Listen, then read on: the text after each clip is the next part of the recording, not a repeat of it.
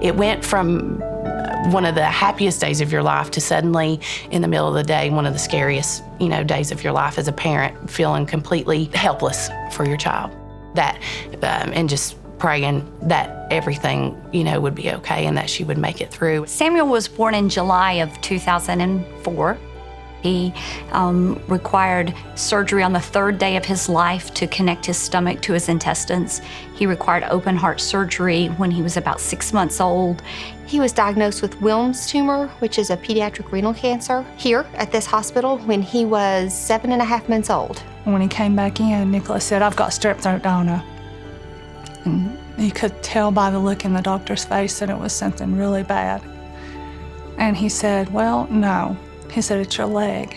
Then they told us that he had a tumor. 12 hours after the birth, they discovered that there was respiratory issues and he needed to be transferred into the ICU setting. We found out that I had a rare tumor called a pheochromocytoma. I was scared to death. Our plan and our job is to make sure that Niswonger is a comfortable, warm, compassionate, loving place with highly skilled, highly competent staff. If you come in here needing our help, we're going to do everything we can for you. I was here through seasons. I watched the leaves turn while I was here. I watched summer pass while I was here out the window, and that was hard. But I guess leaving Caroline here was pretty hard. Knowing that I couldn't take my baby, home was hard.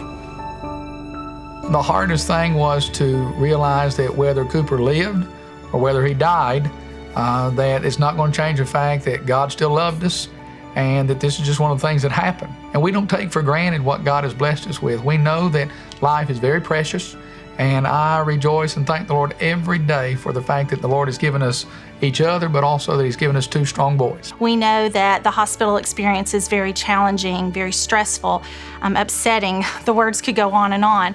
But the truth is that every day in child life, our job is to make it a little fun, to make the hospital experience something that is not as scary. So we do that through events and through play. When he got a CAT scan, they would bring in this little tiny CAT scan that he could give Batman a CAT scan in so that he knew exactly what he was going into. I was really impressed, actually, because it was on Good Friday, and they walked in with a pink Easter basket, right? With a pink hat and a bunny. I love coming to this hospital because they give you free gift bags and there's free video games in it. My favorite thing about coming to this hospital is Scrubs the bear. He gives the best hugs. 5 years ago, there wasn't a children's hospital. If people needed specialty services for children, they had to travel a great distance. One time on the way home from Cincinnati Children's Hospital, when Sam had IVs in his arm, he was getting medications on a very important schedule. We got stuck in a traffic jam, 19 hours on the interstate with a less than 1-year-old child who was critically ill. To have this first-class facility right here in our backyard so that our church family and our family itself could be here for us and support us throughout all of this. It made it a lot better for my son. When all this first happened, a bunch of the kids at his school, they all shaved their heads. Not just boys either, girls too. They called it shortcuts for Shortridge. It was amazing. If we had to go for an hour to a hospital or 2 hours or go to a hospital that did not have the ability to work on a child, he wouldn't be here right now. With this hospital being here, our child's here. That's the biggest thing I can say.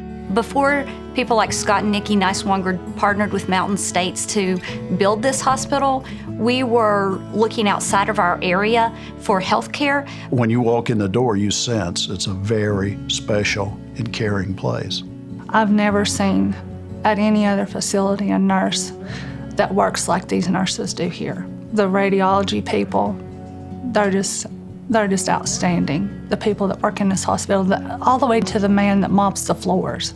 He takes pride in his job to make sure that it's clean. It's just outstanding. The building is wonderful and it's intriguing, and it will be even more than it is today. If you're at a hospital where you feel like you can't go in and see your child, it's scary. But where you can actually stay in a room with your child, that's more than anything you can ask for. To this day, if I tell him we're coming here, it's a fun thing. It's a happy thing. He loves this place. Everything's kid-friendly.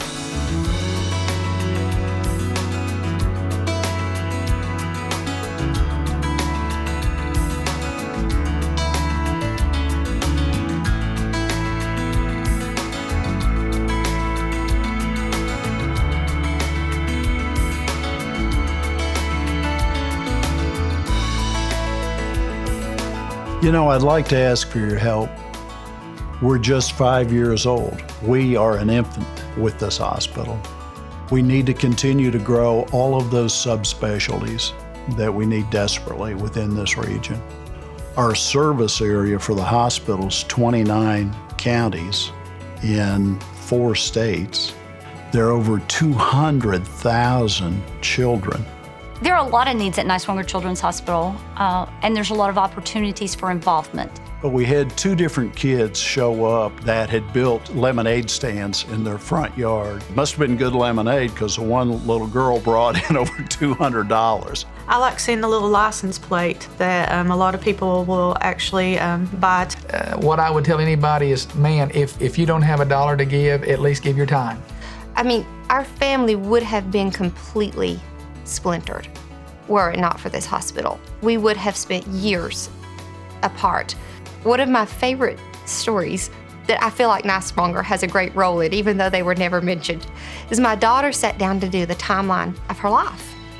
When she was in 2nd grade, Henry's cancer wasn't even on there. And I cried. I was so relieved. I was so thrilled that she didn't experience it as a life-changing event, that it wasn't even worth mentioning. And I thought, if it weren't for this hospital here in her hometown, 10 minutes from her house, it would have been the day she, her mom and dad left and she didn't see him again for who knows how many months. It could have been so many things that it wasn't. And it wasn't even a blurb on her timeline. And I love that. It's just been so wonderful, to be able to watch her progress and do so well. And she's such a happy baby. He's in 3rd grade, missed 67 days, but he still made straight A's, and I'm a proud mother. If you were to see him now, you would think I was making this whole thing up.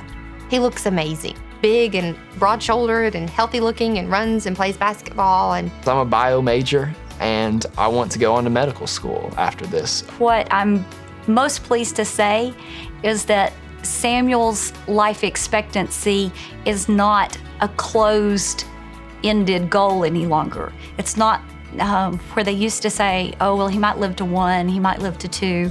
Now he's soon to be 2 handfuls. He's going to be 10. Thank you, Niswonger Children's Hospital. We're forever grateful and we love you. I can't name names, I'll start crying on you. Thanks, Niswonger Children's Hospital.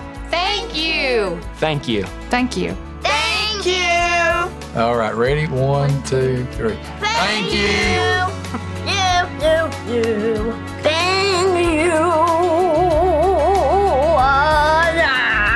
That's what you get when you take care of kids. They are honest, but they are courageous and they are strong, and they make such a difference in our lives as providers.